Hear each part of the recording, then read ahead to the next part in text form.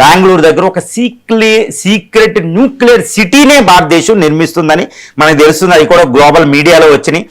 ఎన్నో డిఫెన్స్ పబ్లికేషన్లు అది పబ్లిష్ అవ్వడం జరిగింది. పాకిస్తాన్ దాని మీద కంప్లైంట్ కూడా చేయడం జరిగింది. బెంగళూరు దగ్గర ఇండియా సీక్రెట్ న్యూక్లియర్ సిటీ కడుతుందని ఒక కంప్లైంట్ పాకిస్తానే రైజ్ చేసింది. అది సీక్రెట్ న్యూక్లియర్ సిటీ అంటే కొన్ని వందల అణ్వాయుధాలు తయారు చేయగలిగే యురేనియం, ప్లూటోనియం లాంటివి శుద్ధి చేసిన అణు ఇంధనాన్ని అక్కడ పెడతామన్నమాట. దాని ద్వారా వందలాది అణ్వాయుధాలు తయారు చేయగలుగుతుంది. ఇది చైనాలో ఉంది, రష్యాలో ఉంది, అమెరికాలో ఉంది, ఫ్రాన్స్లో ఉంది, బ్రిటన్లో ఉందండి. మరి ఇండియా సీక్రెట్ న్యూక్లియర్ సిటీ అంటే అక్కడ ప్లూటోనియం, వందలాది అణ్వాయుధాలు తయారు చేయడానికి కావాల్సిన ప్లూటోనియం మనం అక్కడ తయారు చేస్తాం అనమాట. ఇంకా అన్ని విధాలుగా అది చాలా సీక్రెట్ న్యూక్లియర్ సిటీ బెంగళూరు దగ్గర.